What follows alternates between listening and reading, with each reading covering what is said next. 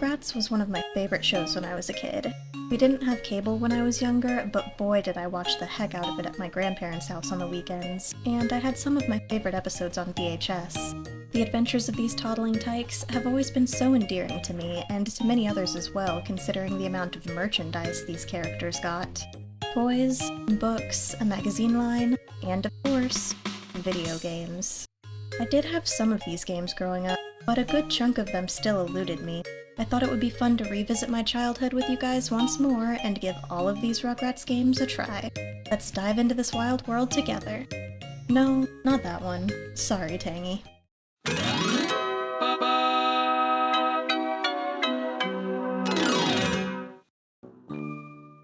First up is the Rugrats adventure game for the PC.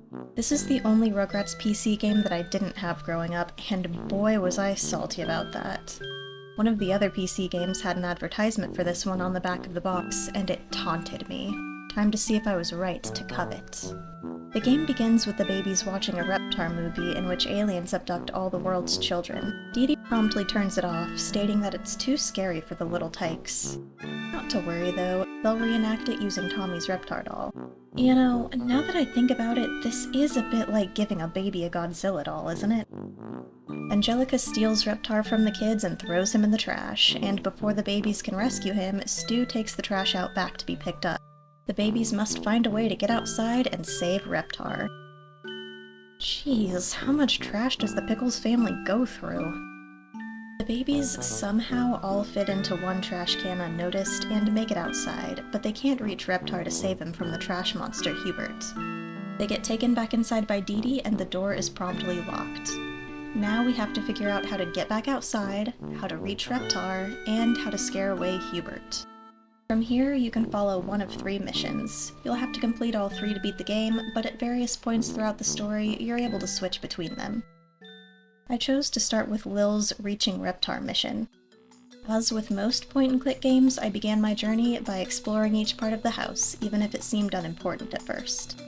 Switching to a new environment can be annoying. The babies will position themselves in their proper placements to interact with objects each time, making transitions pretty slow. You might be able to skip these transitions, but I was being extremely cautious while playing, since the game froze on me several times, especially when going up and down the stairs. We can come back and get it later if we need it. What do you mean we'll come back for it later? I am a professional point-and-click adventure game player, and I reserve the right to swipe everything I see and store it in my extra-dimensional bag of holding for use at a later time. After farting around for a while and realizing I can't just collect whatever I want, I got on with the story. The babies realized that Grandpa Lou's fishing rod would be a great tool to rescue Reptar, but we can't reach that either, despite Phil and Lil's best efforts. Is it just me, or can these two be just as big of bullies as Angelica sometimes? We collect a bunch of stuff that reminds Grandpa of fishing, and he realizes, oh wait, I'm going on a fishing trip today, totes forgot about that. Amidst the chaos, Grandpa mentions Morgana, which is sweet. I'm a big fan of Lulu, his wife later on in the series. She's a fun, spunky character. But the episode where Morgana and Grandpa Lou reunite was one of my favorites when I was younger, even if it set off my conspiracy theorist brain that the girl who split them apart had the same name as Grandpa's late wife.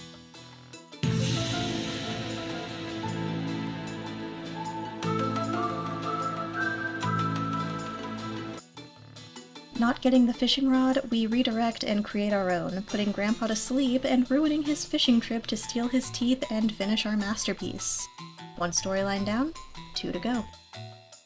The other 2 storylines go much the same as the previous, fetching various items around the house and playing some minigames. With Phil, we use Stu's new trash system to figure out a way to the backyard.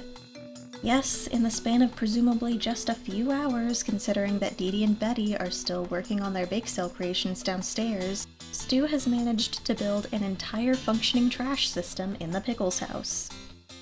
With him being an inventor and Dee Dee being a part-time teacher? How does he have all the money to do this? Oh, right. He sold an entire reptilian mech suit to a theme park in Paris. He's probably rolling in the dough. Poor Chucky gets volunteered to test out the trash system and see which configuration gets him placed on the train that takes the trash outside.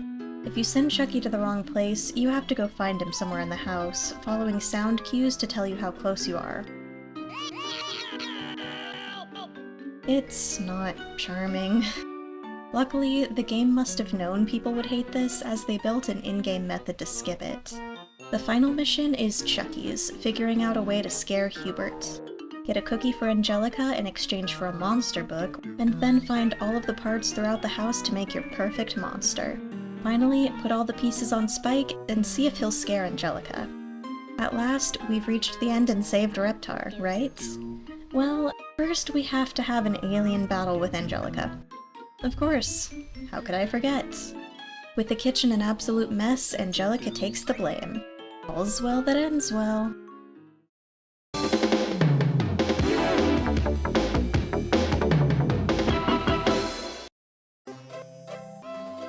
This is the Rugrats game that I've heard the most about, with many people remembering it fondly from their childhoods. Despite my family owning a PS1, I sadly never had any Rugrats games for it, so let's see what I missed out on. I already love this. Tommy wants to play with his Reptar puzzle, but is absolutely horrified to learn that the pieces are missing. His parents try to appease him with a different toy. Nope. Guess we'll just have to find the pieces for him. We're set loose to explore the Pickles household. The main goal is to find and play all of the minigames and earn puzzle pieces, but you're free to venture through the overworld as much as you want beforehand.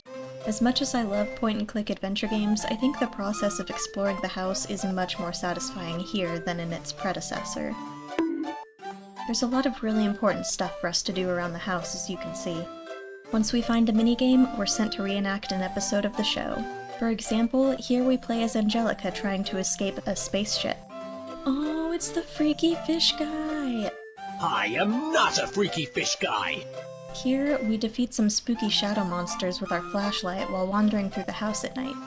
I know I've heard that a level of this game really spooked some people when they were kids. I'm guessing it was probably this one. I can see how it could be a little eerie playing a lighthearted kids game and facing one of these lovelies in the dark. Next, it's time to find Grandpa's teeth. I always hated this episode, but we must persevere. Oof, this is fun! Okay, fine. Persevering. Ugh, stop that! Time to face off with my sleep paralysis demon for the week. We do end up beating Untitled Goose Game and return the teeth to Grandpa. Don't put those teeth back in without washing them off, Lou Pickles. Gross. Don't you put it in your mouth, don't you put it in your mouth. The Mirrorland minigame is my least favorite out of all of them. Some 3D games make me feel sick playing them. Typically it's only games in first-person perspective, but the upside-down Pickles household was really starting to get to me. Remember that time where Cynthia was lost down the drain and Spike saved her by being coincidentally picked up by a garbage truck and getting deposited at the same dump where the doll was washed up? This time, Spike takes a little more agency, traversing the sewers in search of the wayward toy. Cute that we get to play as Spike, but not so cute that messing up causes you to enact pain on a beloved animal character. The Toy Palace level is pretty fun, and I could imagine this location also spooking kids out a bit. The climax of the level, getting Reptar to take down Thorg, wasn't as exciting. The boxes seemed so easy to find. I thought it'd be more of a stealth mission to sneak around Thorg and find the boxes and bring them back to Reptar. I suppose that's my own fault for my expectations not meeting reality. We also have to play mini-golf. Real-life mini-golf is fun, but mini-golf in games typically bugs me. Looking at you, Secret of the Old Clock. But it really is the perfect fit for an Ice Cream Mountain adaptation, so I can't complain too much. At last, we fit the final puzzle piece together and are rewarded with a very underwhelming Reptar rampage. That's okay though, I'm sure the end of the rampage will be well worth it.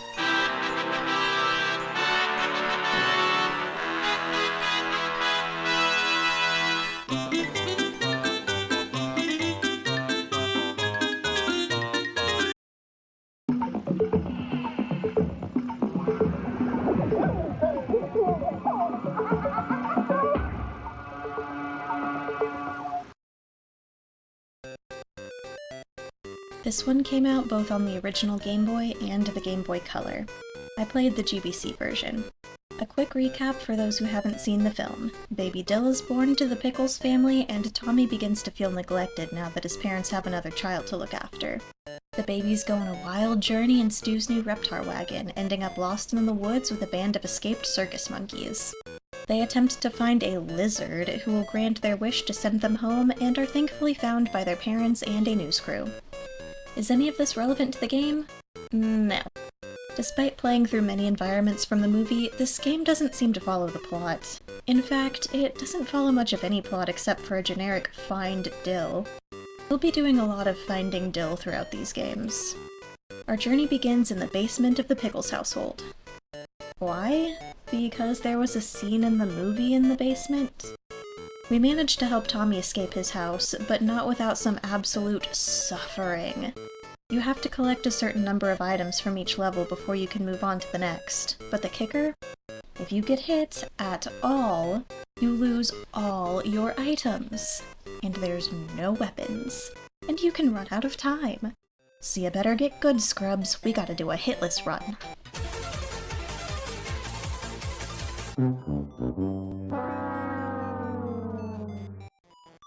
Despite the absolute frustration I went through playing this, there are still some pretty creative level designs and interesting enemies. Most of the levels tie into the movie in at least some way, but some are just... what? Okay, to be fair, this is probably a reference to some of the birthing rooms in the movie being excessive, so fair enough, I guess. The levels that most heavily tie into the movie are, of course, these foresty locations, which is where a good chunk of the movie takes place. Missing is the scene where Tommy almost sacrifices his brother to the monkeys. That would have made for some interesting gameplay. Instead, we find Dill, who's trapped in a tree, race down a river in the Reptar wagon, and end up in an ancient temple? I guess we ran out of plot-relevant locations, so now we're in the Okie Dokie Jones imagination sequence that frames the beginning and the end of the movie. Sure, whatever. It's a cool environment to explore at least. So, what's my reward for finally making it through one of my most frustrating Game Boy experiences? Yeah, that tracks. You're watching Nickelodeon, and now back to Rugrats. The Rugrats Activity Challenge is another tie-in for the first film, and as such, the story follows the babies reminiscing about some of the adventures they had when Dill was born. The opening cutscene is pretty cute. I think the PC games are probably gonna dominate in this area. There are 6 different minigames to play based on various scenes from the movie, with each minigame offering 10 levels. To win the game, you have to beat all 10 levels of all 6 games. First up is paddling down the river in the Reptar wagon to rescue Dill. Despite rescuing him, the babies are not very good at keeping him saved, considering they lose him to the monkeys again 9 more times. This one's not too bad. It's a bit similar to the Reptar wagon section in the previous game, although I think I preferred this version.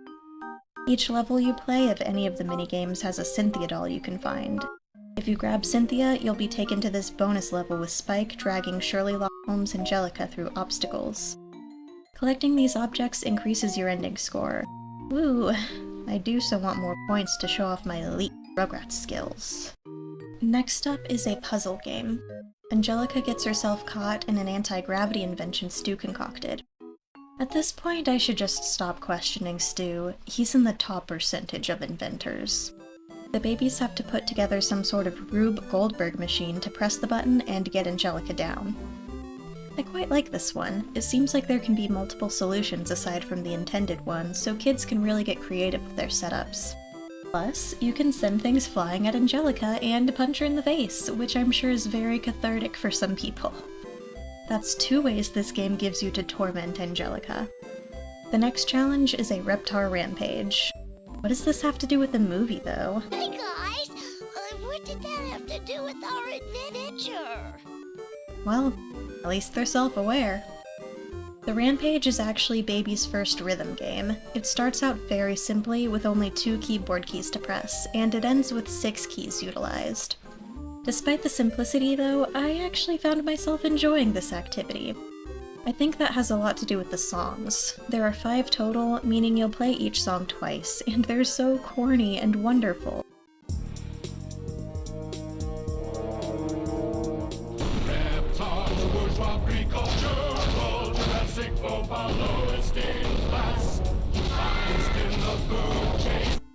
I'm not gonna claim that these songs are on par with Parappa the Rappa or anything, but they could have cheaped out and used public domain music for this. Instead, they gave us some unique songs that have charm to them. Don't get too comfortable though. Next up is my least favorite challenge in the game. Here, you have to rearrange the tracks to pick up the babies, activate the switches, and reach the end of the tracks. There are 3 segments to each level. 30 segments of this game. And it's so slow. This isn't a bad challenge, but preferably you should just play 1 or 2 levels of this when you have free time instead of trying to power through them all at once. It's far too slow for me to enjoy 10 levels in a row. Now we have another monkey-related challenge. In this one, the monkeys have stolen Dill and all his banana-flavored baby food. Tommy and Chucky have to use a teeter-totter to fly up and rescue the food and Dill. This one's fine, not much to say. The final minigame involves the babies racing through heavy traffic in the Reptar wagon. Don't get your hopes up, people, this is not the action-packed game you might be thinking. It's not even akin to Frogger, which would have been cool for me at least. No, instead it's one of those slider puzzle games where you have to move things out of the way to free your block. Nothing wrong with that, it's definitely one of my favorite activities in this game, but the cover art for this one definitely makes it seem like it'll be more exciting. Once we finally complete every level, we can click the totem in the middle to reveal our prize. Our adventures were never really the same again. Now they were even better.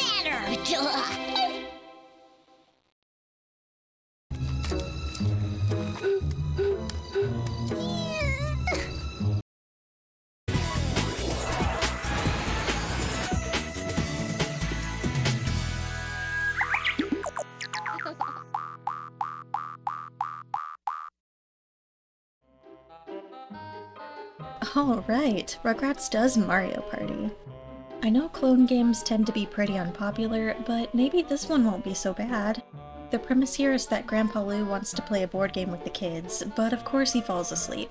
From here, you can play one of 3 boards, each with an individual storyline. I'll start out with the pirate board because, of course I will. The board takes place in a sunken pirate ship, and design-wise, it looks pretty cute. I am a bit disappointed that the babies are wearing scuba gear as their costumes, though. I get it, they're searching for sunken treasure, so the outfit makes sense, but I feel cheated out of pirate attire. The goal here is to find all of the pieces of treasure before the other babies do. There doesn't seem to be a penalty for losing, though, as you get the same ending regardless of if you or the AI wins.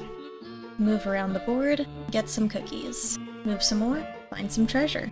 Or dust bunnies if you're unlucky. You can land on some roaming NPCs for certain things to happen.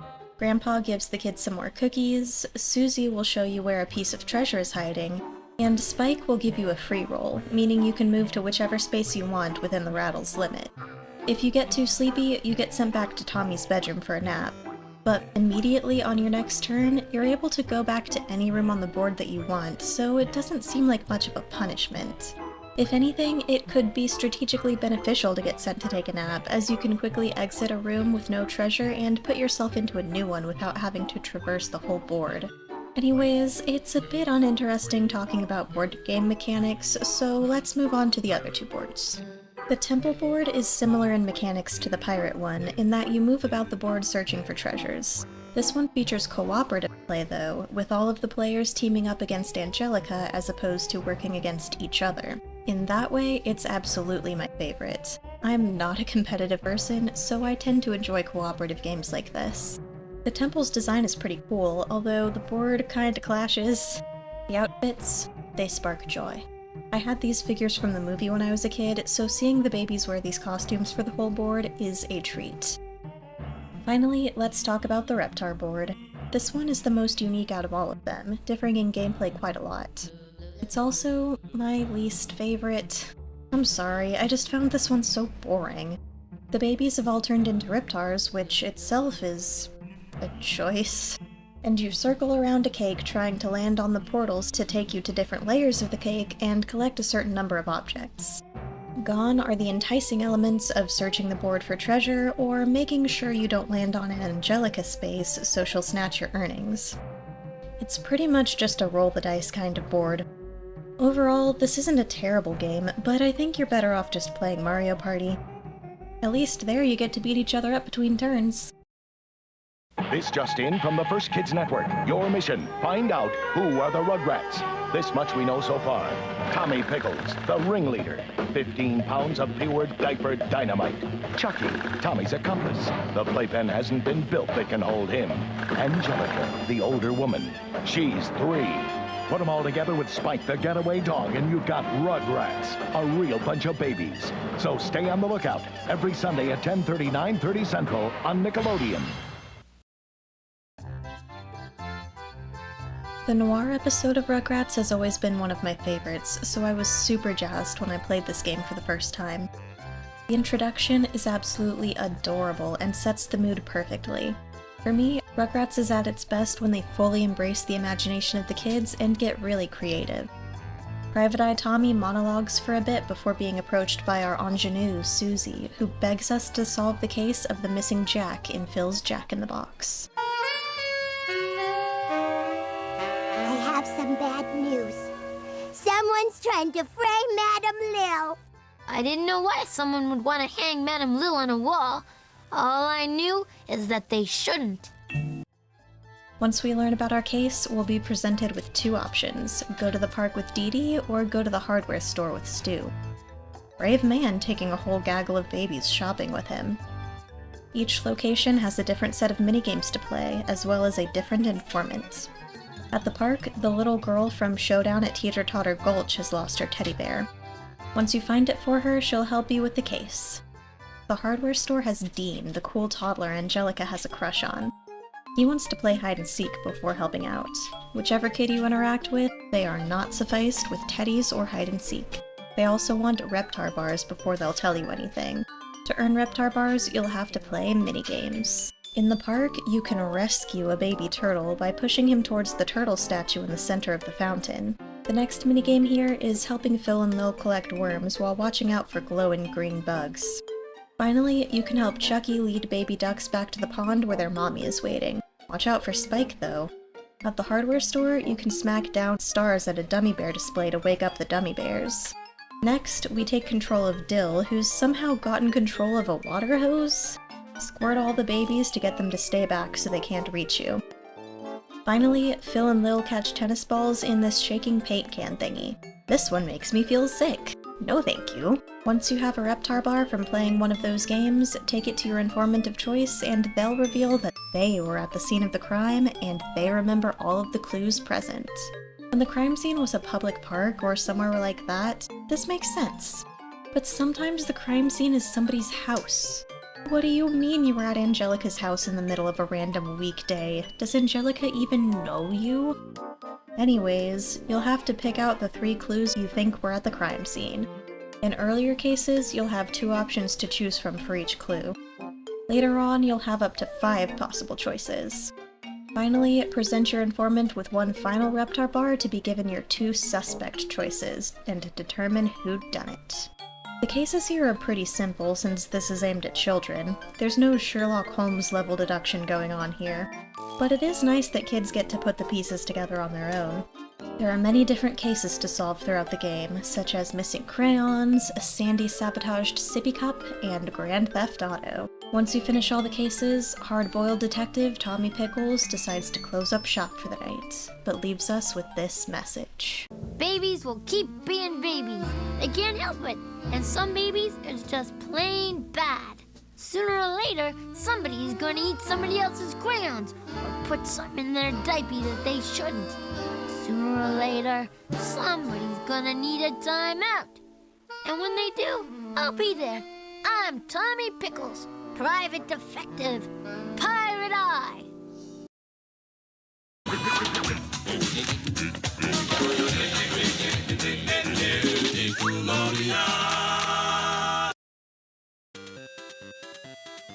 Rugrats Time Travelers serves as a kind of follow-up to the Rugrats movie Game Boy game.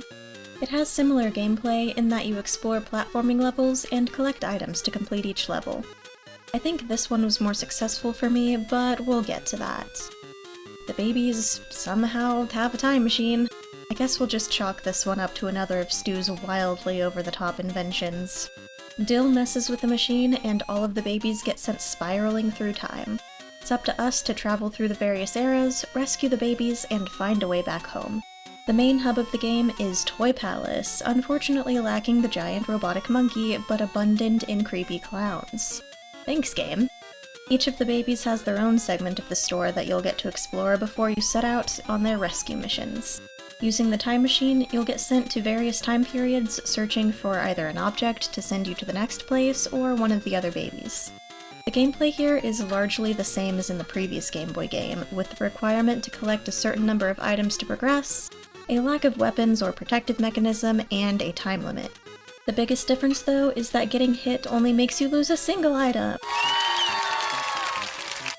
Sure, losing an item is still a bit annoying, especially when you've collected everything and now have to backtrack through the level to find where the item you lost respawned, but it is far less annoying than losing everything each time. I actually played Time Travelers first, so going backwards to losing every item from a hit was torturous after playing a more forgiving version.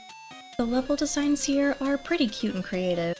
The levels don't feel like essentially the same map with a new coat of paint. They really feel like they fit with the world they're trying to portray, which is always a nice touch. Some of the environments you can explore include the Jurassic period, ancient Egypt, a medieval castle, the future/outer space, and fairy tale? Guys, we've been in Disney World this whole time, not different time periods. Angelica's level is circus themed, which...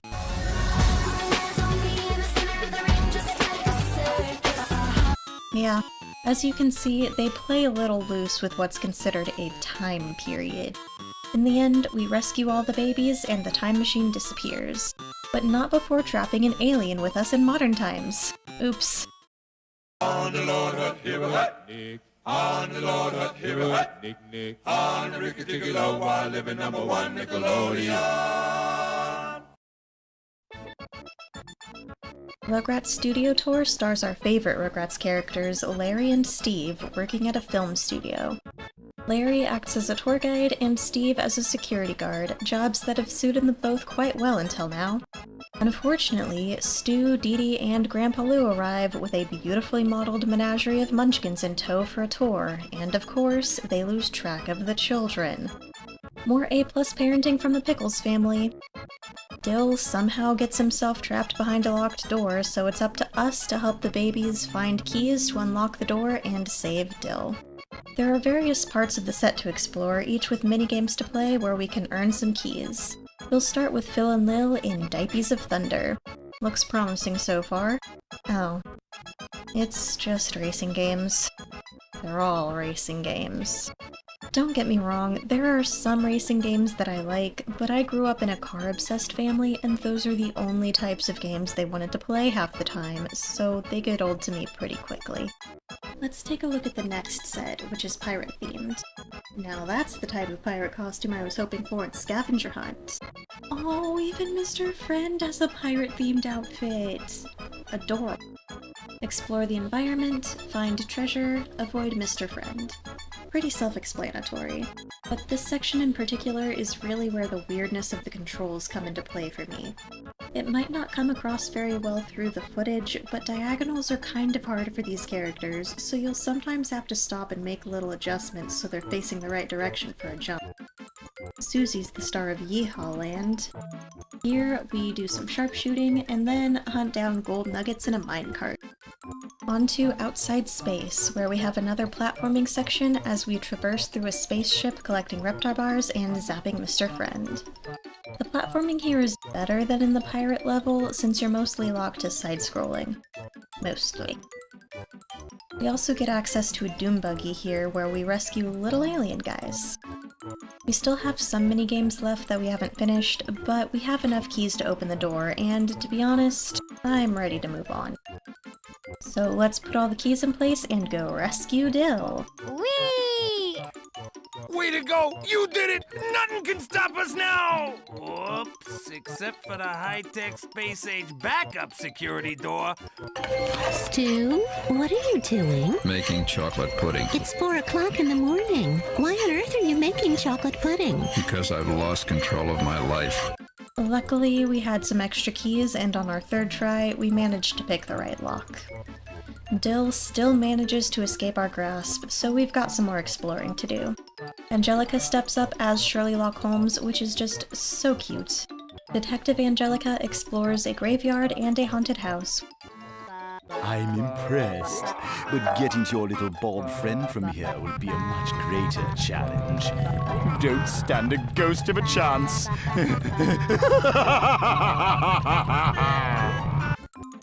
We then get a Tommy level in the Okie Dokie Jones scene and outfit, which is a side-scrolling platform level similar to the outer space one from before.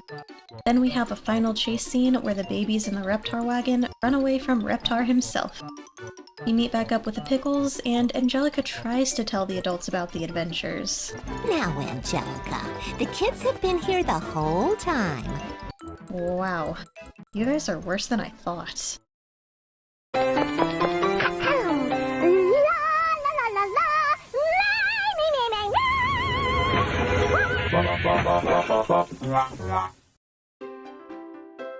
Here are some games for all you girlies out there. A game starring Lil or Susie? Nah, that'd be boring. Let's make something starring the character that everybody hates. Totally Angelica came out on the GBC and the PS1, with a sequel subtitled Boredom Buster coming out on the PC. We'll start with the PS1 version. Kimmy sighting! Kimmy doesn't play much of a role here, but it is our first glimpse of her in these games so far. I know a lot of people aren't big fans of the last few seasons of the show after the second movie came out, but I love Kimmy, so out of the later episodes that I've seen, I really don't mind them. Angelica receives a new Cynthia toy, this being Cynthia's dream mall or something similar. Unfortunately, it seems to be broken for some reason, but with the babies in eyesight, she enlists them to help her act out her shopping spree. We can wander around the mall and play various mini-games in order to earn clothing items. Once we have a beautiful ensemble, we can present ourselves to the esteemed panel of judges consisting of several babies, a cat, a fictional dinosaur, and our loving, supportive grandfather. Life on the runway can be so cruel. Once you earn enough points from the fashion show, you can take the elevator up to the next level. Reaching level 6 gives you the grand prize and ends the game. What you're meant to do is keep earning different pieces of clothing and accessories through the minigames so you can try out different combinations of outfits and see what earns the most points. Or you can totally just cheese it. There's no limit to how many times you can replay the fashion show, so you can absolutely spam the same outfit over and over to get enough points to move on. The minigames are alright, nothing to write home about, but most aren't too obnoxious to replay a couple times to get more outfits. Except the Fluffy Maze. I'm not sure why, but I have a deep dislike of this maze. Hey, don't get huffy with me, Missy. I'm making you a star. Once you finally wow the judges enough with your beauty and unlock floor 6, you're presented with an outfit and a tiara fit for a princess. Happy days. The GBC version is structured very similarly, with the goal of earning outfits through games and scoring points in the fashion show. Here, though, you're actually barred from cheesing the game. Once you complete a fashion show, you'll be asked to unlock more outfits before trying again. Sometimes just playing one extra minigame isn't enough, and you'll need to earn a few new fashions before you can continue. This wouldn't be too bad if it weren't for the fact that there are actually less minigames in this version. Please, no more Fluffy Maze. The ending is a little different as well. To earn the Princess Tiara, you have to complete a new challenge, riding a unicorn past Tommy and Chucky throwing obstacles at you, and picking up pieces of a ladder to rescue Cynthia. Once this is done, you've earned the tiara. But the game doesn't end. You can continue playing if you want. And strangely enough, wearing the crown doesn't seem to earn you any bonus points from the judges. Let's move on to the final Totally Angelica game, Boredom Buster. While this is technically a separate game, I decided to go ahead and include it in this segment as there's unfortunately not much to say. Angelica is left home with the babysitter who's constantly on her phone, so we have to find things to do around the house to occupy ourselves. There's no overarching storyline of winning a fashion show, you just kind of get to wander around and play different activities. Angelica can make history as an ice skater. You can dance in various styles. Stunning. There's a little journal you can write in and decorate with stickers. There's a little dress-up game where you can put Angelica in different outfits and save pictures to your album. There's this makeover game where you have to find the correct items to match the example. Beauty YouTubers could never. And finally, there's Mahjong. Probably my favorite part. Other than that, you can mess with stuff in the house. Yeah, unfortunately there's not much to this one. It's really just a small collection of minigames to put on for your kids when they're bored. I had a lot of similar computer games back in the day. They're fine, but nothing special. What a sad end to the reign of our Queen of Terror.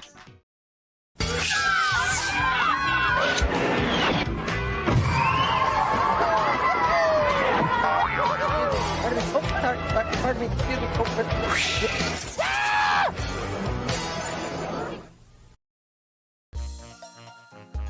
Rugrats in Paris, the second Rugrats theatrical release, took the crew to France, where they joined forces with new recruit Kimmy, her mother Kira, and the purple poodle Fifi to take down the nefarious Coco LaBouche, who's trying to take over Reptarland. We were kindly gifted a handful of games based on the film. We'll start with Rugrats in Paris on the GBC.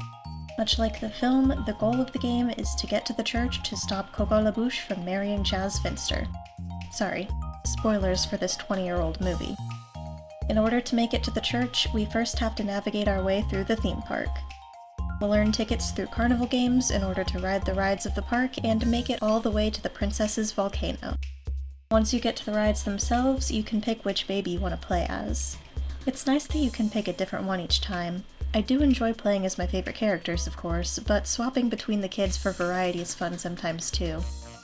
In many of the ride levels, the gameplay is similar to the other two platforming GBC games, though with more of a focus on activating switches instead of collecting items.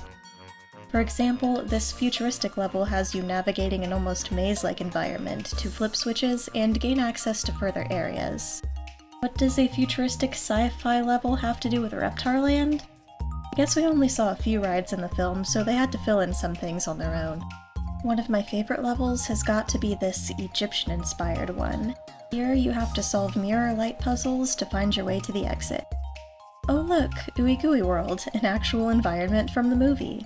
I won't go over all of the levels since we have a lot more to cover in this section, but this is a pretty fun game.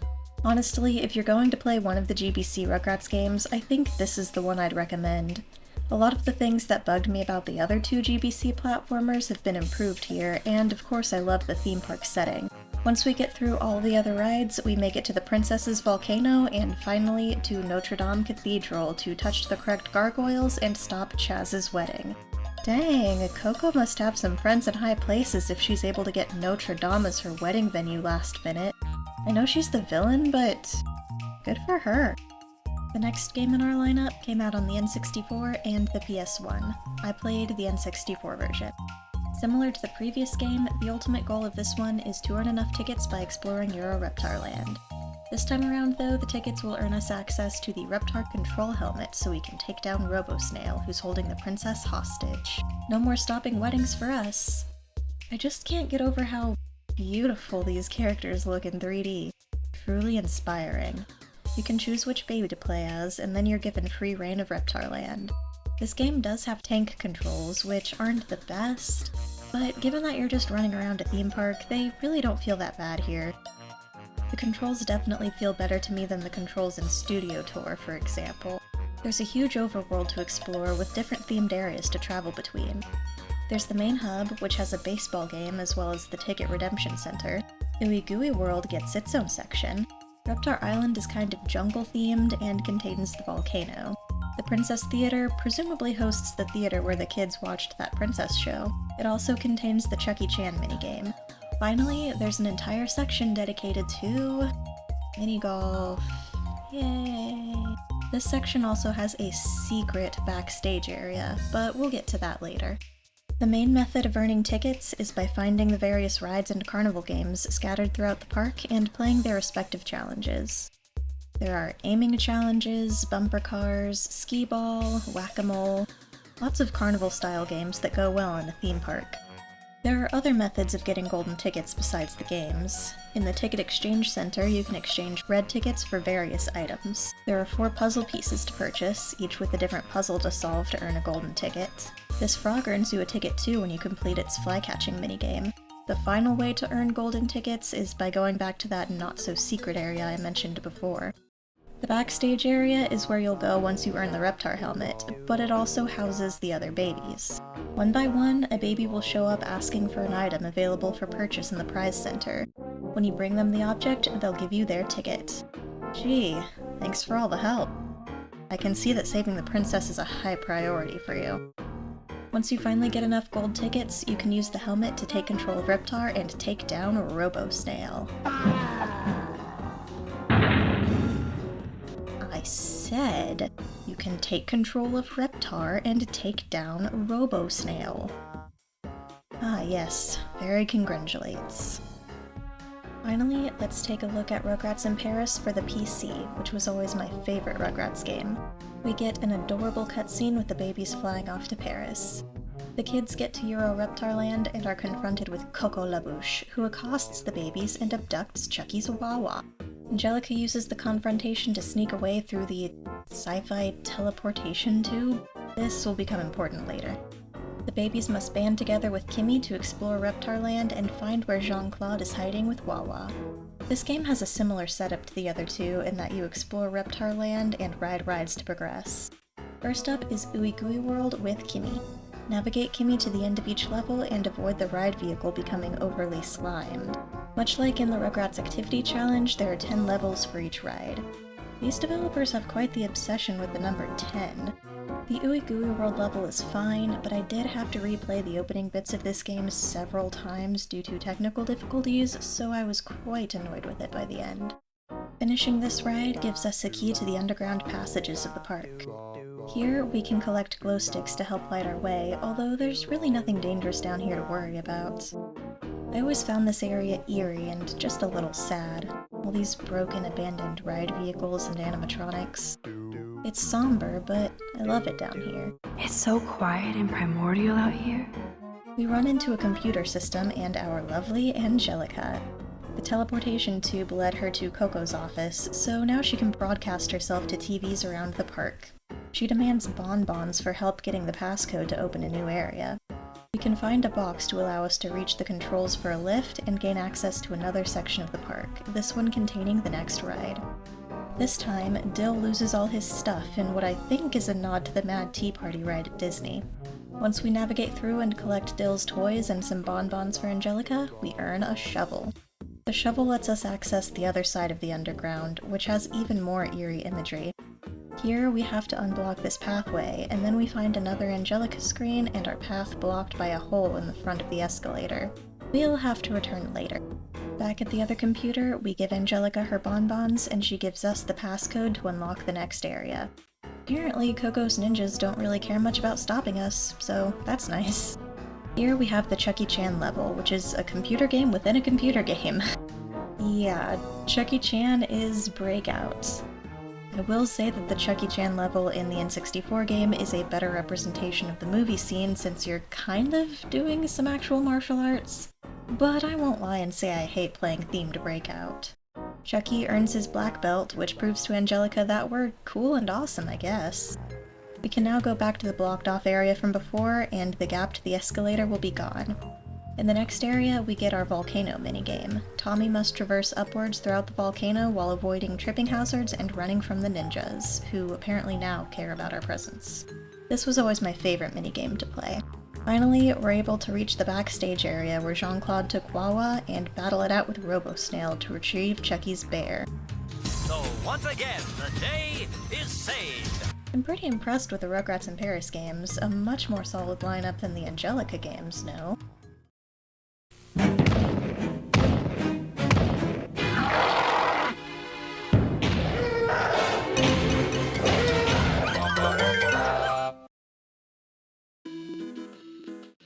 Rugrats make the switch from Game Boy Color to Game Boy Advanced with Castle Capers.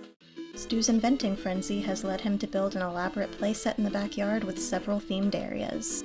Angelica, declaring herself queen of the playground, steals the baby's toys and hides them in the playset, forcing us to run in after her and rescue the treasures. This game is a side-scrolling platformer, much like its GBC predecessors. This time, though, there's a separate health meter in the form of diapies. Thank goodness.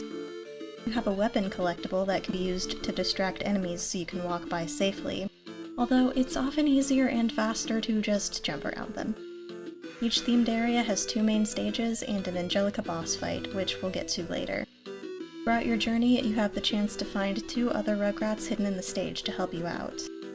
Collecting the other babies allows you to stack on top of each other to reach higher places, and sometimes skip sections of the level. These are some sturdy babies, I tell you what. The controls sometimes feel a little slippery, even outside of the ice level. Hey, look!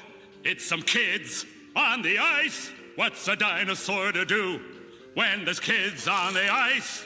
Quick! Somebody call their mom! But overall, it feels pretty satisfying to play. The Angelica fights are a bit strange. Sometimes you can just wander around avoiding her, and eventually she'll get bored. When you walk back to where she was, she'll have dropped your prize. Other times, though, it seems that you need to keep her on screen and keep leapfrogging over her until her frustration wins out. In either case, these aren't the most engaging boss fights in the world. Probably the best one is the final boss fight, in which you need to distract all of the Cynthia dolls surrounding Angelica. But even then, it's not quite as satisfying as bopping Eggman in the face.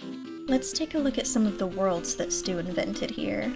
There's the Hickory Dickory Dock level, filled with mice and cheese and turning cogs, and the Aladdin level is pretty cute. It's probably the easiest out of all of them, but I find it charming, perhaps because it reminds me of that Barbie Genie game. We've already witnessed the ice level. The Jack and the Beanstalk level, of course, involves climbing into the clouds. This one actually does have a different Angelica fight, as you just have to make it to the top without giant Angelica knocking you down. The giant is nasty! The giant's not nice! The next realm is Candyland. No, not that one. The final level is a culmination of various fairy tale elements. You start out lost in the woods, like many tales of old, and make your way to the castle where you face off against Angelica, who almost seems to be wearing a mixture of her previous outfits. Once she's defeated, we rescue Chucky's Wawa, and the day is saved. What's up, we're Destiny's Child, and we want to wish the Rugrats a happy 10th anniversary! Before there was the sequel series, All Grown Up, there was the 10-year anniversary special, All Growed Up, in which the Rugrats envisioned themselves 10 years into the future. This PC game is loosely based on that premise. The babies are watching a science horror television show called Dr. Spooky. Angelica interrupts, and the kids get sucked into the TV, not only trapped in Dr. Spooky's world, but inexplicably inhabiting the bodies of their future selves. In order to return to their normal selves and get back home, the now tweens must venture through Dr. Spooky's castle and retrieve parts for an time machine. There are various parts of the castle to explore, and you can choose a Rugrat before each level, which is nice. The game is a simple, slow-paced puzzle platformer. I do say slow-paced because while there is a timer, nothing happens if you exceed the time limit, you just don't get bonus points. The starting area is the library, where you must make it to this duct, find a way to open it, and then fall through it to find this book. Falling books act as the main obstacle of this stage. Getting hit or failing a platforming portion isn't a big deal though, as there isn't a health system. You either just restart on the screen you're on, or get sent back to the previous screen and get scolded by Angelica. Beautiful, Finster. Falling part of your plan? Maybe next time you'll be more careful. Nice job, you juvenile. Why don't you do it yourself then, Missy? 3 more areas open up after finishing the library. I made it through the attic maze with Chucky, beautifully avoiding the swinging spiders. Dill takes on the conservatory, pressing lots of buttons to move ladders, and make it to this lovely giant eggplant. Next is the basement with Tommy. Lots of falling boxes and conveyor belts to navigate. Please excuse me while I take a quick break.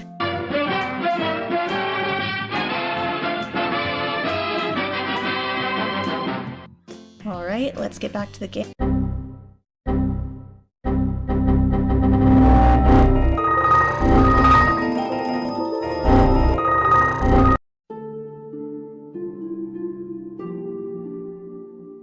Okay, note to self, fully turn the game off from now on, even if you're only stepping away for a few minutes.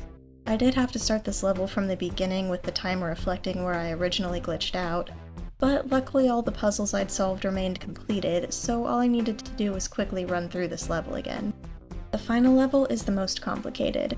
We must navigate through lasers and timer puzzles to find these 2 doorways, which will take you to these cogs, allowing you to set the minute and second hands to the proper place. Then you must make it back to the starting area and turn on the machine. Hooray! Everyone's babies again. Thanks, Dr. Spooky, for quite the adventure. And it's anybody's guess as to what the show will be, 'cause we won't confess. Party Crasher Friday. Party Crasher Friday night. Okay, we'll confess, this week's Party Crasher is Rugrats. Tune in this Friday night for a 3-hour block starting at 9/8 Central, only on Nick at Night's Block Party Summer. Royal Ransom for the GameCube and PS2 has essentially the same plot as the GBA's Castle Capers, with Stu building a ridiculously over-the-top playset for the kids, and Angelica absconding with all of the favorite toys. But despite having a similar setup and some overlapping themed environments, Royal Ransom is a vastly different experience. I played the GameCube version. The baby's goal is to climb up to the highest level of the playset to rescue their toys. To reach the next level, you'll have to earn a certain number of big batteries, gained from completing the mini-games available in each section. You also have smaller batteries which you need to access the mini-games. If you fail a level, you'll be sent back into the yard and you'll have to pay to get back up into the playhouse again. I'm the queen of the castle, get down you dirty rascal, get down. You can explore the Pickles' backyard and household a little bit. There's not much reason to beyond picking up some extra coins, but it's cute that the option is available. Let's start with the minigames. There are a lot, so I'm gonna narrow down which ones get a mention. In the snowy area, there's a sled race. Almost every themed environment has a race of some sort, actually. The next stage is a snowball fight against a bunch of mocking snowmen.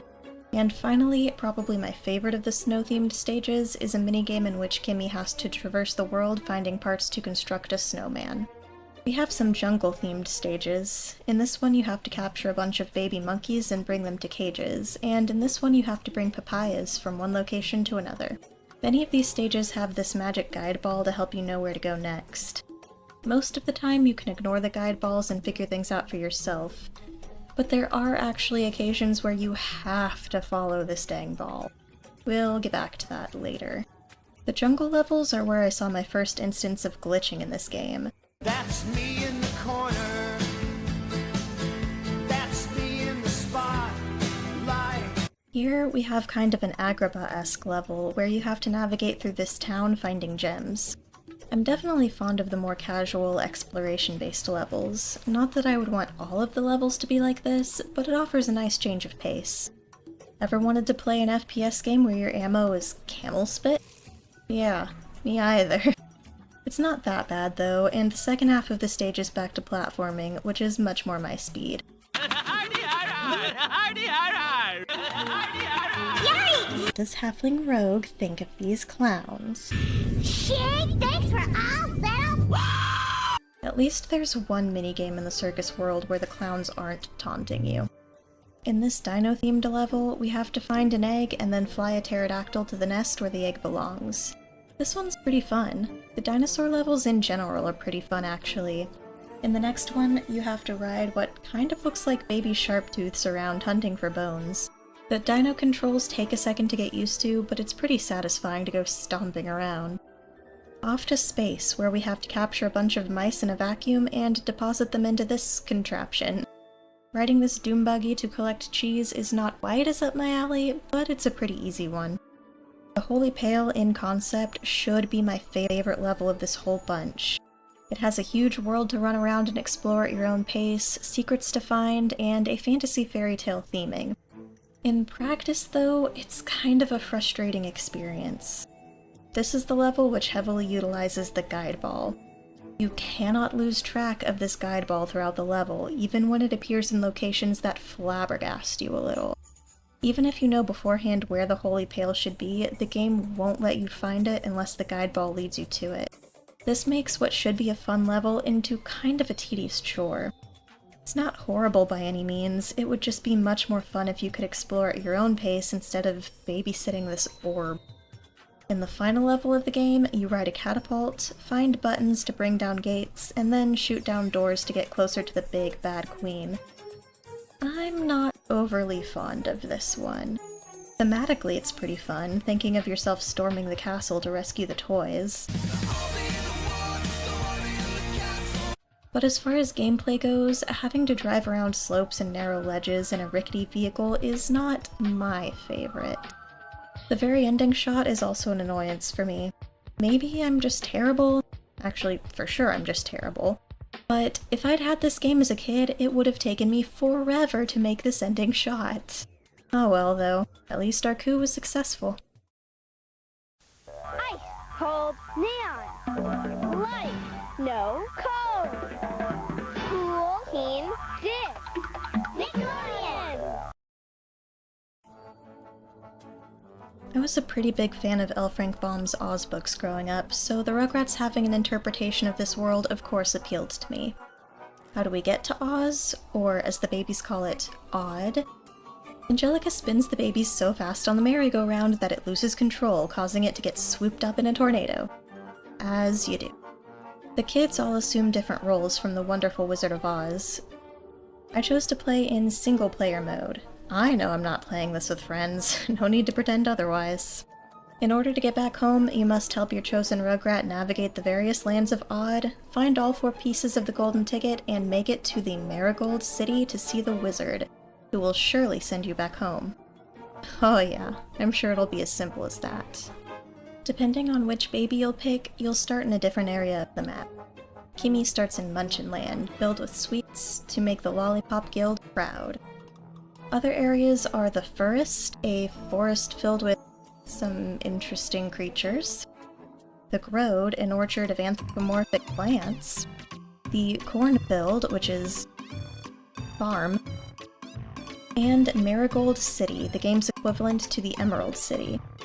As you can see, this game's map is pretty similar to Oz's actual layout.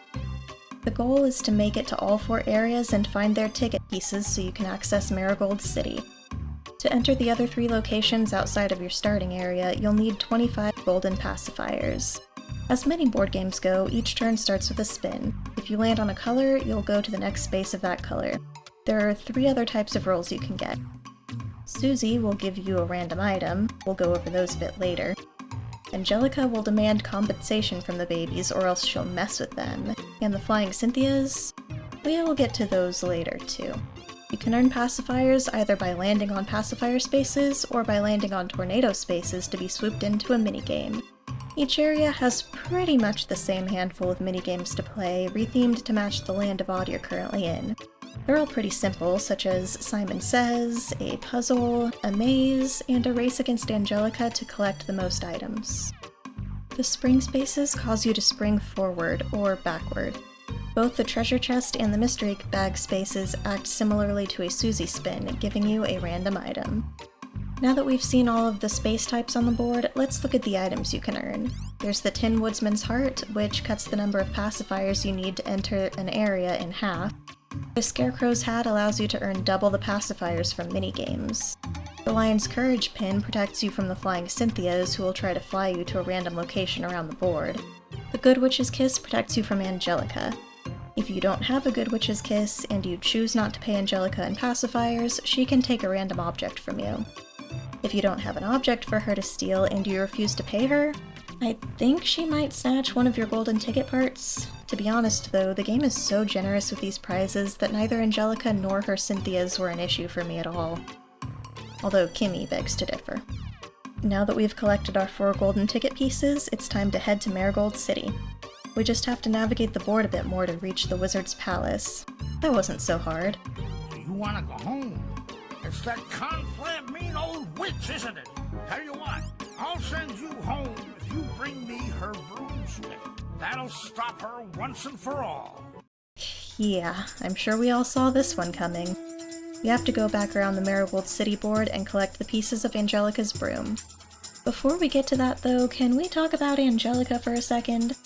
I know she's the villain of the show, and I know that this is just a fantasy version of Grandpa Lou saying these things, but it seems kind of mean to hear a grandparent speak of their 3-year-old grandchild this way, no matter how much of a brat she is.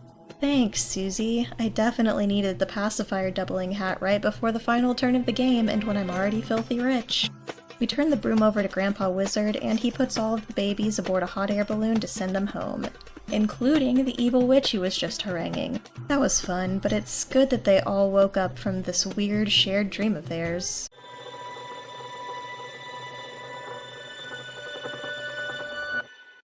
So, tie a tie and tune your horn and hide that ugly rash.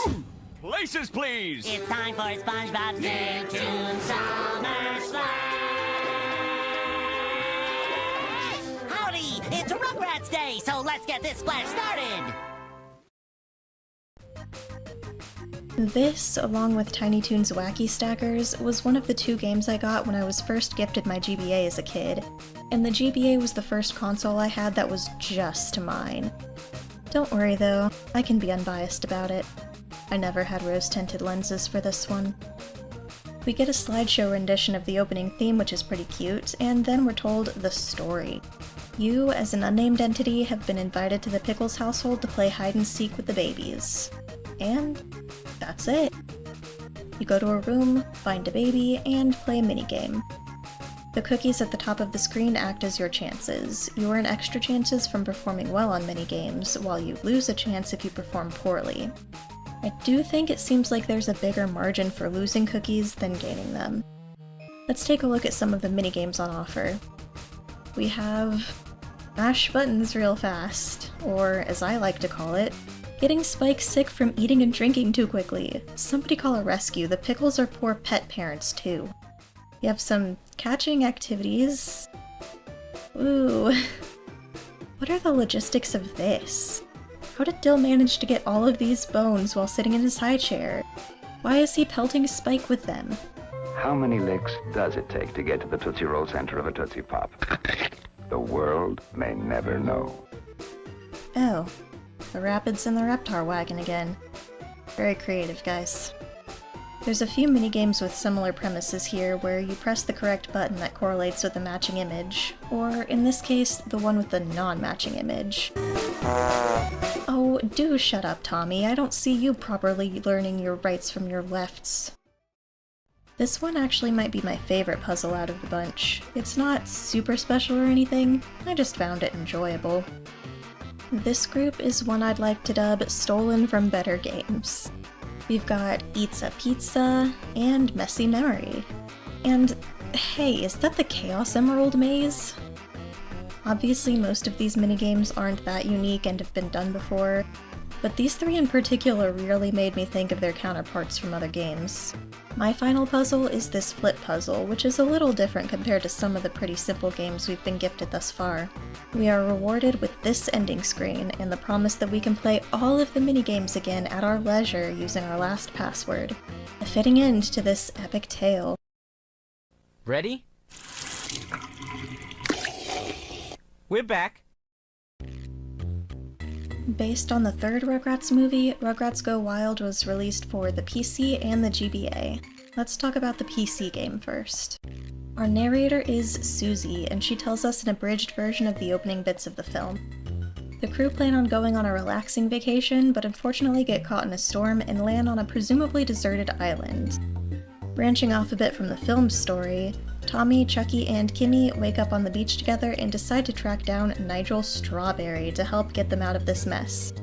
Oh, right. In case you haven't seen the movie, this is a Wild Thornberrys crossover. And yes, it is rather convenient that the Rugrats land on the same island that the Thornberrys were filming on.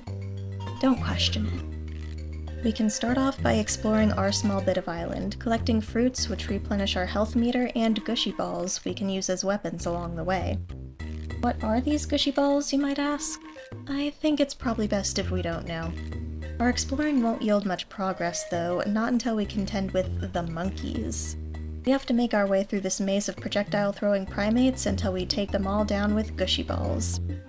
Then it's time to deal with the big guy. Once we take down King Kong over here, he rampages straight through this barrier that was blocking our path earlier. Unfortunately, he's also rampaged through the Thornberrys camp where Debbie and Angelica were hanging out together. Our next mission is to collect all of the missing stuff from camp.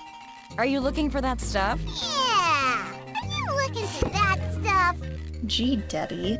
Maybe you'd get your crap back faster if you looked for it yourself instead of leaving the task to 3 literal infants. This is probably my favorite section of the game, running around looking for all the lost stuff. I know it might sound tedious, but I don't know, I like being set free to explore the environments of games, even small ones like this. Along with finding the lost camping items, we've also been collecting these pieces of broken fence. Once we have enough of those, we can use them to make a bridge and reach Siri the Spotted Leopard. Once we escape from her, we're gifted with a muddy boot. Finally, all the stuff in hand, we return to Debbie and Angelica, who have a little spat about who's the bossiest, triggering a minigame in which the two compete to see who can direct a monkey to collect shiny items the quickest. The prize? The other muddy boot. Oh hey look, an actual adult! That figures. But Stu's appearance does give us a new directive: look for parts to a coconut radio. The boots let us access this swampy area, which is a minigame similar to the Fighting Monkeys one from before, only this time you fight off crocodiles. Look at that, you can choose the fight by just standing right in front of him and spamming gushy balls. We finally meet Eliza and Darwin, who we'll be switching to for the next section of the game. Okay, you little ones stay here where it's safe. Finally, a responsible person in this game, and it's the 12-year-old. As Eliza, we hunt down the items for Stu's radio. Oh, good. This there, and this there. Got rid of this, and voila! Proving your worth there, buddy. Keep it up. Debbie drives us in the Comvy through a herd of animals we have to feed until we get to a different part of the island. Here, we pick up some glowworms to enter this darkened cave, for some reason inviting the babies to come along with us this time. You were doing so well, Eliza. We get another battle sequence, this time with bats and a giant spider. Nice to see you today, Shalop. Sorry for the beatdown. At last, we find Nigel and navigate our way back to the main group using the bathysphere. From just playing the game, you would think this was a calm end to the journey instead of Nigel and a bunch of babies almost dying from lack of oxygen.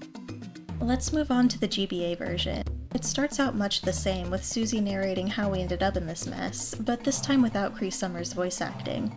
We also start out controlling only Tommy this time around. The setup is pretty similar to the PC version, with exploring sections where you pick up important items, combined with minigame sections which unlock new parts of the map.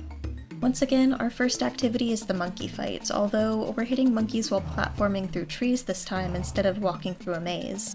In the next area, once you find all the items, you can participate in another fight with Spike, or a Siri chase with Phil and Lil. From here, we switch to Eliza. We have to get Stu's walkie-talkie back from Donnie, so backtracking to the first area we go. Except Donnie doesn't have the walkie-talkie. The monkeys do. Gotta play that minigame again. Once we get the device back though, does Stu do anything with it? No. He just continually asks where Angelica is. At least he's not sleeping in this version. I know the Stu in the movie messed up by getting everyone trapped on the island, but I always felt bad for him anyways. It just sucks seeing a character get so beaten down by everyone. If the Stu from the movie acted like the Stu from these games though, I'd totally get his treatment by the others. We have another battle against eels and sharks with Angelica in the bathysphere. The boss is a squid. Meh, I've seen more threatening cephalopods than this. Our reward is glow bugs, which allow us to access the spooky cave. We have a quick comedy race to get a jar of the glow bugs, then explore the cave until we find Darwin. We're sent back to Spike to play the swamp fight once more to earn a raft, and then we send Eliza spiraling down a river to the other side of the cave system. We switch back over to Tommy, who's magically teleported himself over here. Our last order of business is to find Nigel and protect him from a bunch of giant crabs. Finally, all of the kids are reunited with their families. We do love a happy ending. Now back to more All Grown Up, right here on Nickelodeon. The The GBA's All Grown Up Express Yourself, based on everyone's favorite sequel series, is another attempt at a girl-oriented game starring Angelica. This time around, though, she's a cool preteen who's branching out into journalism. This might be a hot take, but I didn't mind All Grown Up from the episodes I've seen. I also think fondly of some of the cozy, girly GBA games I had when I was younger, and since this game gives off similar vibes, I'm excited to try it. Investigative journalist Angelica Pickles is given leads for stories by her bumbling sidekick Harold, and it's her job to go out into the world to follow up on these exciting tidbits and get the story out to the people. Our first order of business is to find Susie. We can explore the kids' neighborhood and the woods behind it, as well as the school. We'll later get access to the mall as well after we get past the early chapters. The world is filled with other characters from the show, just running around, living their best life. It does make the world feel more lived in, but the only ones with anything to say are the ones you directly need to talk to for story purposes. Don't put NPCs in my game if I can't waste my time ignoring the main story by annoying the crap out of them.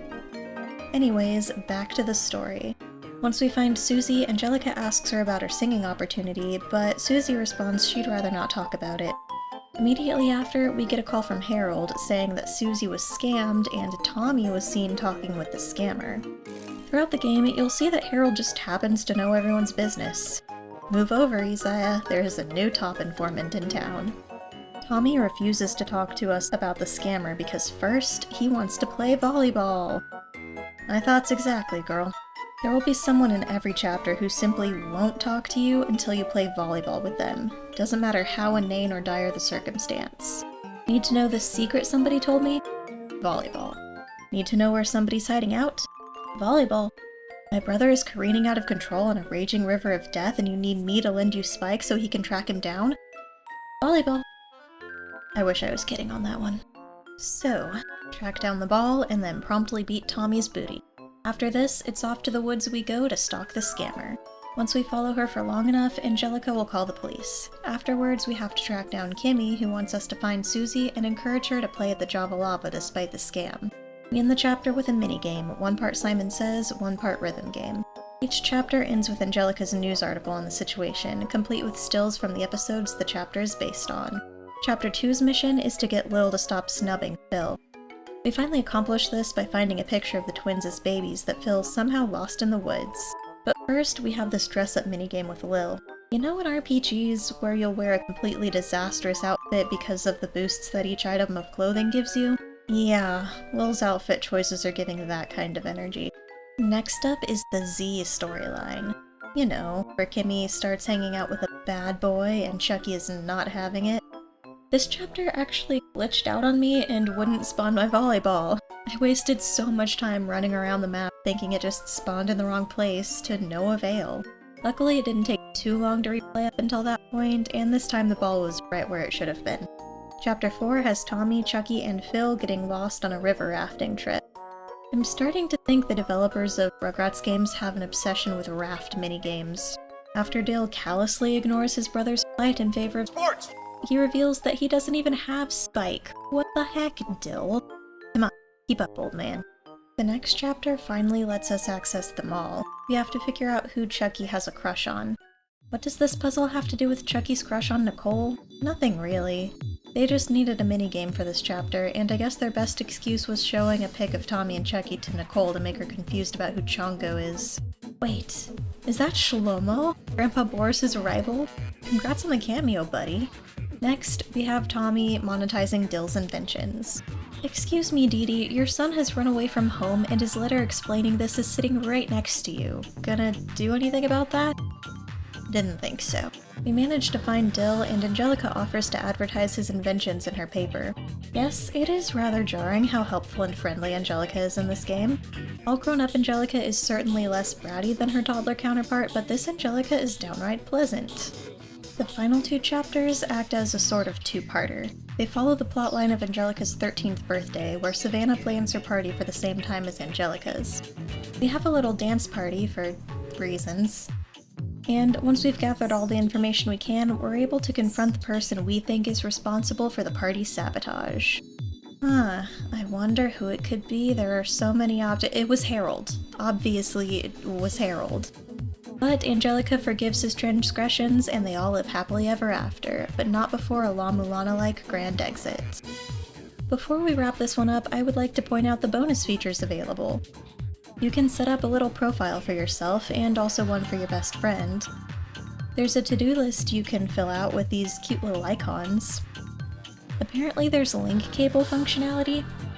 We're playing this in a way accurate to my own GBA experience, and I did not have a link cable. Yes, Pokemon was a lonely experience for me. Finally, there's a personality quiz to determine which Rugrat you are. Yeah, sounds about right. Now that we've taken a look at all of these games, let's quickly rank them on a very logical and objective scale on how much enjoyment Gilly found with them. Number 22, Totally Angelica Boredom Buster. This certainly isn't the worst licensed game I've ever played, but out of all of the Rugrats games, I definitely think it's the weakest. There's just not much to do here besides a few simple minigames, and having no objective to work towards makes it very easy to set aside after a few minutes. Number 21, the Rugrats movie Game Boy Color. While not a terrible platformer, the fact that your collected items act as your health and you must gather them all to complete each level made this one quite a chore for me to play through. Definitely my least favorite of the Game Boy games. Number 20, Totally Angelica Game Boy Color. Despite the fantasy sequence at the end of the game, Totally Angelica's GBC port doesn't quite live up to its PS1 cousin, considering that there are less minigames available to play to earn your fashions, making it feel much more repetitive. Number 19, Studio Tour. This might be a controversial take, but the controls really hindered my enjoyment of the game. It certainly has its charms, but I'd rather play the other 3D Rugrats games than this one. Number 18, I Gotta Go Party. The minigames here aren't bad, but this one has to be lower on my list since many of these games are collections of minigames, but have plots that I'm more invested in. Number 17, Totally Angelica, PlayStation 1. I'm not the most feminine person in the world, but I can get behind a good dress-up game. This one's decent, though some of the fashions are a choice. I think there are better games to be found in this lineup, though. Number 16, Scavenger Hunt. While it's certainly no Mario Party, Scavenger Hunt isn't a terrible board game video game. At least, the Pirate and the Temple boards are decently fun. It definitely loses points for the Reptar board, though. Sorry, I'm just really not a fan of that one. Number 15, Munchinland. Our other board game video game of the list, this one earns points for having minigames to break up the gameplay, making it more akin to a Mario Party clone. It also earns points for the Oz theming, which is pretty cute. Number 14, Rugrats Activity Challenge. A pretty cute collection of minigames. I'm kind of surprised this one made it so high on the list, considering I wasn't a fan of it as a kid. Just don't play through it all at once, or it'll get old fast. Numbers 13 and 12, both Rugrats Go Wild games. These two are pretty similar to each other, so they can share a spot. I think the GBA version ekes it out slightly just because I found the exploration a bit more satisfying there, but overall these are two decently solid experiences. Number 11, Time Travelers. Much more enjoyable, for me at least, than its predecessor. The story is a bit bonkers, but the platforming is decent and there are some fun environments to explore. Number 10, Rugrats in Paris, Game Boy Color. I think I would consider this the definitive Rugrats GBC game. Reptarland is a great environment to explore no matter the platform, and a lot of the kinks of the older GBC platformers have been worked out to make this one a pretty enjoyable experience. Number 9, Mystery Adventures. This game is so adorably themed, it's possibly the best of the bunch if that were the only criteria. The mysteries are very simple and easy for kids to solve, but probably not going to do much for older players. Number 8, Rugrats in Paris N64. It was fun to explore Reptarland in a 3D environment, and I loved that there was a variety of ways to get tickets that didn't all revolve around a minigame. Number 7, Rugrats Adventure Game. I think this was a great first entry into the Rugrats video game universe, and I had a lot of fun with it, but as a lifelong point-and-click fan, I definitely think some things could be tightened up if they ever do a remaster. Number 6, All Growed Up. Weirdly enough, I quite liked this one. It might just be a simple puzzle platformer, but it feels very satisfying to play. It's not too difficult for kids, but not too boring for me as an adult. Number 5, Search for Reptar. I know, this was probably supposed to be at the top of the list. I do see why everyone loves this game. It's quite fun and a great adaptation of the show. But there are just a few others that I personally liked a little bit more. Number 4, Express Yourself.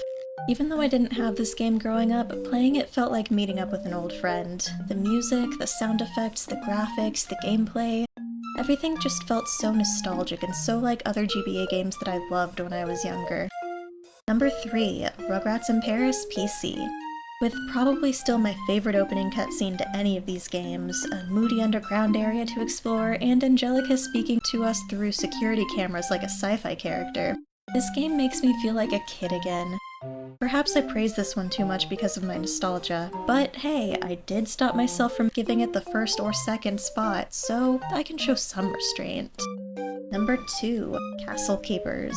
This one is probably my personal favorite Rugrats game. It's a charming platformer that I've always loved replaying.